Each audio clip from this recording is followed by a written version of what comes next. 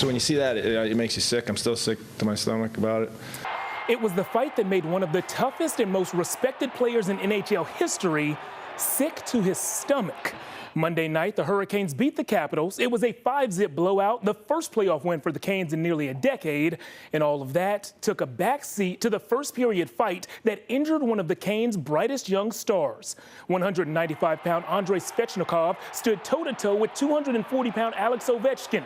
And the bigger, stronger 33-year-old all-star just pummeled the 19-year-old NHL rookie.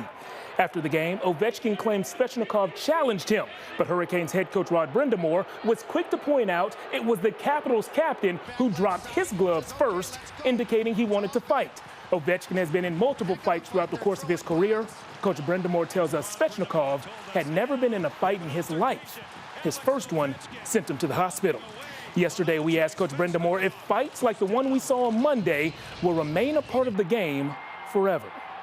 Kids are not brought up with it, and it's becoming less a part of the culture. So maybe some point, you won't see it. The way they call it and stuff now in the younger levels, there's so much, penalized by it. You can miss games. So they're definitely trying to deter it. And I guess maybe at some point it will be out, but I think it'll be a while before you see that. Andrei is in the league's concussion protocol. We do not expect to see him on the ice in tomorrow's Game 4. Who we do expect to see in that game is this guy, Alexander Ovechkin, the player who started that fight. Ovechkin will not miss the next game like the injured Svechnikov will. Instead, his punishment was a whopping 5 minutes in the penalty box, which does fit protocol. Just 5 minutes for bare-knuckle fist fighting, an offense that would get you suspended in any other sport or arrested in the street, continues to be tolerated in the NHL. The obvious question is why? Well, hockey fans will tell you that fights are how hockey players enforce the unwritten rules, how they re-energize a team that needs juice, and sometimes they're entertaining to watch. I understand those arguments, but at what cost? You might ask, what makes this fight different from others that we've seen? Good question. This one will likely force one of the Hurricanes' top players off the ice for the most important game this team has had in a decade.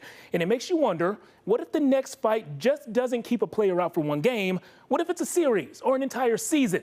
What if the fight after that doesn't just produce injuries that are team-altering, they're life-altering?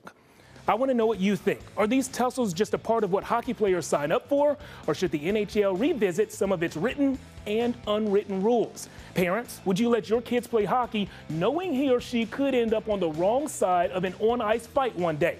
Reach out to me on Facebook or Twitter at Jeff Jones Sports and tell me if you think it is time to do away with fighting in hockey.